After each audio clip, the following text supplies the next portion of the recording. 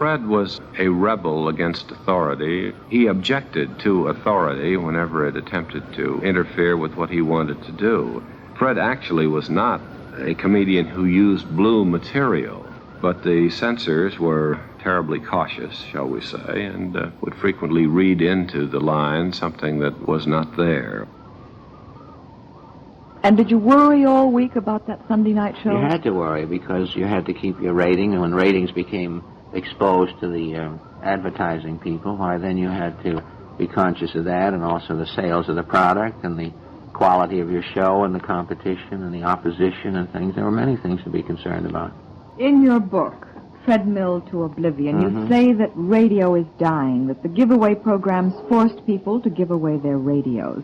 In fact, you call giveaway quiz programs the buzzards of radio. That's true. How did you try to handle the situation when Stop the Music came on at the same time as your Sunday night show and took over? Stop the Music can't take all the credit. The problem came when Jack Benny and Amos and Andy and Edgar Bergen all went over to the other network, and our show was left alone. We stayed with NBC, and we were sort of vulnerable because most of the audience up until 8:30 went over to the other network, or 8 o'clock, I guess it was. And we were a show that was 18 years old, and consequently a news show which appealed to greed, and, you know, supposedly the money was available for people. Actually, it wasn't. That's explained in the book, too. But the coming of the quiz show showed that the interest in the advertising part of the business, the advertising money supports the programs, they were interested in the cheaper shows that would get the larger audiences for their advertising purposes. They had no interest in the development of talent or in the quality of the shows, and consequently, when the quiz shows were cheap, then they became very popular, not because the public wanted them or because they were exceptionally good. It was principally because they were cheaper. I could see that nobody profited except the man who owned the quiz show. The network didn't profit because they were advertising 20 products who were giving their products to the people who owned the quiz show to advertise for nothing as far as the sponsor was concerned. They had no musicians on. They had nobody on there.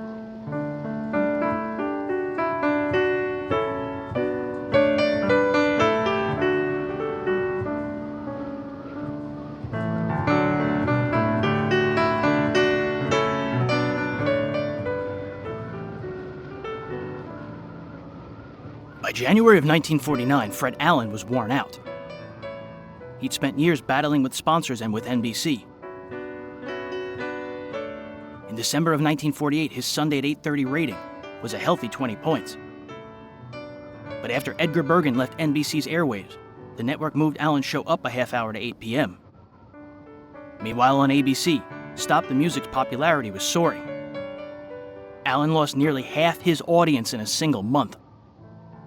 By March, Stop the Music's rating would reach 17.6, while Allen's fell to 9.4.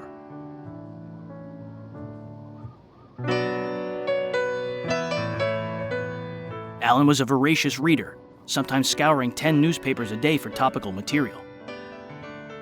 In the end, perhaps he just cared too much, as close friend Donald Voorhees remembered. Each year, Fred dreaded more the chore of this weekly radio program that he had to do, and toward the end of the season, he'd be really quite beat. As a matter of fact, that brought on no question of what that brought on, the hypertension, high blood pressure, because it got to be more and more of just a dreadful chore as time went on, because Fred would never settle for repeats or imitations.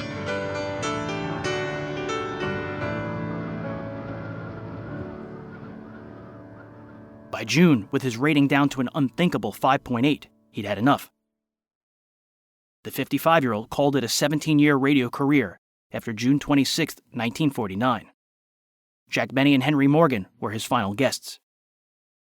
Fittingly, the program ran long, and Allen's network feed was cut off. Mr. Benny, the reason that I'm here... Yes, Jack, look, Henry has to borrow $300 by 4 o'clock, or some shyster with a loan company will take his furniture and his moose head. Yes, Mr. Benny, see, we thought that maybe you $300. I'm a good risk, Mr. Benny. I've been working all winter. Yes. You worked all winter and you're broke? I'm flatter than something that's been stepped on. Mr. Morgan, this is rather a personal question, but what do you do with your money? I spend it. I see your problem already. How do you spend your money? Well, after a hard day's work, I generally go into a bar for a cocktail. Yes? I buy drinks for everybody, and then we go to dinner. We? After buying a few drinks, I suddenly acquire a crowd of friends. And you buy everybody dinner? Well, if I bring guests in to eat, I have to pick up the check, don't I?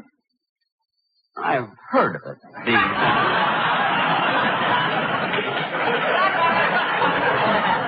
Well, after dinner, the whole gang follows me to a nightclub. I pay the check and tip everybody wearing a mess jacket. Always end up broke. That's why I need $300. Mr. Morgan, if you would do as I do, you wouldn't need $300. Well, what do you do? Well, after a hard day's work like you, I go into a bar. And you buy a drink? First, I let out a shriek so everybody sees me, and then I faint.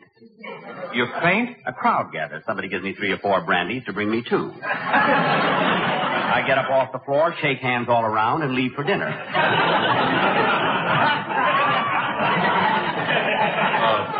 Do you eat alone, Mr. Benny? No, I usually find a group of friends at a table, and I sit with them. Who pays for the dinner? Well, all during the meal, I keep feeling my pat of butter. You keep feeling your butter? Yes. When it comes time to pay, I reach for the check. While my hand is slipping around, somebody else picks it up. Well, I'd like to know something. After dinner, do you go out to a nightclub? Always. I order champagne for everybody. Then just before the floor show finishes, I swallow 4 sleeping pills fast. 4 sleeping pills? Yes. I don't know how the party ends up or who pays the check. I just wake up in bed the next day well rested. You see, Henry, Mr. Benny really knows how to live. And nobody ever made me this cheap on my own program.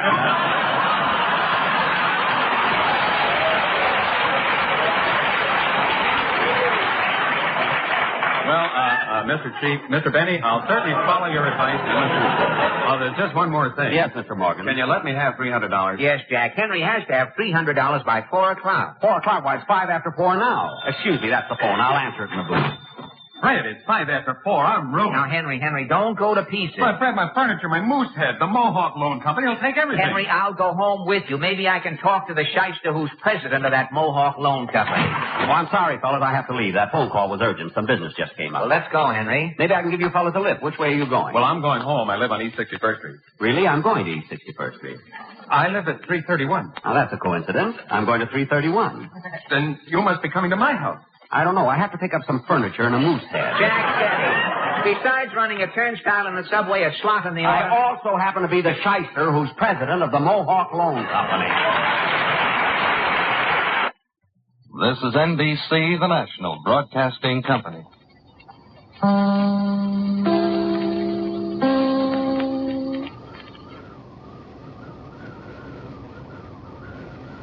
Through general acceptance, I think you find that things change as you progress.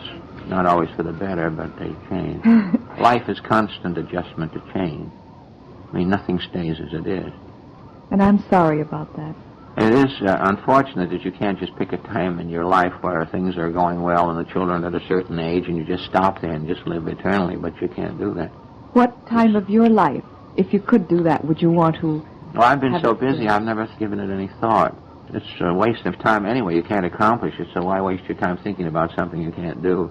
Well, I would think possible. you would have picked a time when Sunday nights you had the greatest radio program in the country. I also had the greatest aggravation and the greatest stress and the bigger taxes at that time, too. So here's something on the other side. There's something to be said on the government side, too. Although Fred Allen's program came to a close, he was still under contract to NBC. When the network launched The Big Show, Allen became a regular. The 90-minute program debuted on November 5th, 1950. It was an attempt to revive NBC's Sunday night ratings. It was hosted by Tallulah Bankhead, written by Goodman Ace, with music by Meredith Willson, announced by Jimmy Wallington, and rotated a star-studded cast. Ace had long been an admirer of Fred's work. Allen appeared on 24 of the show's 57 episodes, including the landmark premiere. It was in one of the many acerbic letters I got from Fred when I was in Hollywood that he wrote his now famous description of the West Coast. California, he said, is a wonderful place to live if you happen to be an orange. One day I asked Fred why he always typed in lowercase. Doesn't the shift key on your typewriter work, Fred? And he said, yes, but I've never been able to shift for myself. This hour and 30 minutes, this program will present in person such bright stars as Fred Allen, Mindy Carson, Jimmy Durante, Jose Ferrer, Portland Hoffa, Frankie Lane, Paul Lucas, Ethel Merman, Russell Knight, Danny Thomas, Meredith Wilson, and my name, darling, is Tallulah Bankhead. The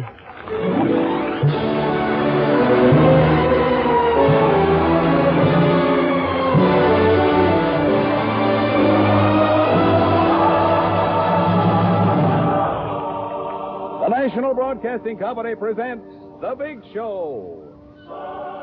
Each episode cost over $100,000 to produce. Hopes were high. Before the show's launch, the entire cast flew out to London for a lavish publicity stunt.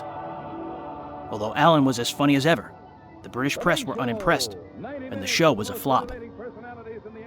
In Paris, he came up with some of the funniest lines I personally have ever heard. He said that the food in Paris is served in flames. For the first time, the American in Paris enjoys food he can read by.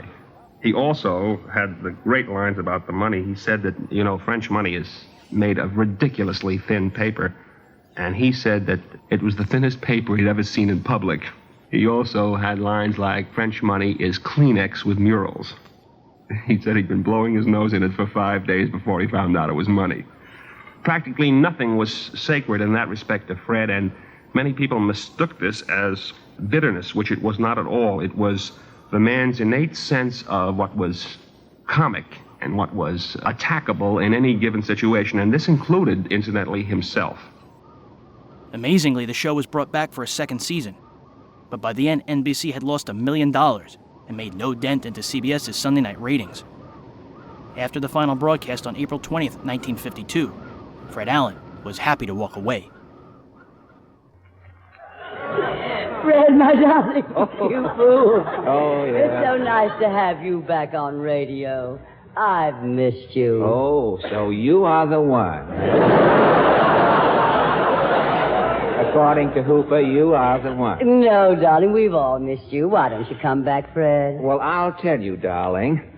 I have been dabbling in something which, for the want of a better name, we shall call television. Please, darling, people are eating. Oh, I'm sorry. Say, you didn't by any chance happen to see me on my first television show, did you? No, I didn't, Fred. You weren't home? Oh, yes, I was home, darling. Oh, no set, darling? No guts, darling. Well, television's a new medium, and I have discovered why they call it a medium. Because nothing is well done. Oh, very little. Allen eventually did break into television, first as the MC of Judge for Yourself, and finally as a regular panel guest on the CBS quiz show, What's My Line? Time now for everybody's favorite guessing game, What's My Line?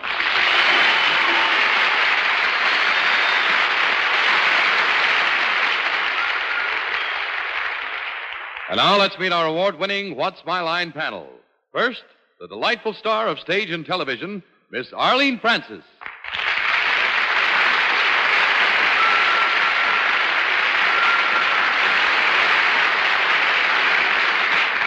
And now, our charming humorist, Mr. Fred Allen.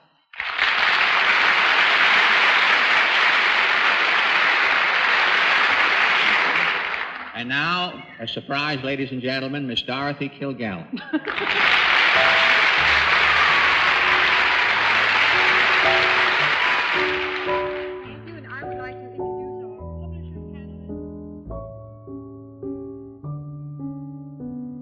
Between 1954 and 56, he also worked as a newspaper columnist and as a memoirist, renting a small New York office to work without distractions. There he wrote Treadmill to Oblivion, which reviewed his radio and TV years, and Much Ado About Me, which covered the early years of his life. Treadmill was the best-selling book on radio's classic period for many years. When it was published, he appeared on the Tex and Jinx radio show out of WNBC in New York on the Wednesday before Thanksgiving, November 24th, 1954, to talk about his career. The show was broadcast from Peacock Alley at the Waldorf Astoria Hotel. The weather was dreary, which only added to Fred's usual sense of sarcastic humor. Any successful person, or especially a comedian who gets involved in the mechanized version of the entertainment world, has to compete with the machine, and of course he has to lose the battle because the machine is going to survive, and the comedian, I treat comedians because I know more about them and was formerly and am currently an alleged comedian. But treadmill to Well, you're on a oblivion. treadmill. If you're on, we did 700 and some odd hours during the 18 years we were on radio. And ultimately the machine is still here, the microphone is still here, and I became ill. Not from reading the jokes, but I mean from pressure and work and sustained aggravation and things like that. I wonder Stepping if on you just executives read too the good. last couple of lines in your book. Would Well, you explain that it? tells you, when a radio comedian's, whether or not he knows it, the successful comedian is on a treadmill to oblivion. When a radio comedian's program is finally finished, it slinks down memory lane into the limbo of yesterday's happy hours. All that the comedian has to show for his years of work and aggravation is the echo of forgotten laughter.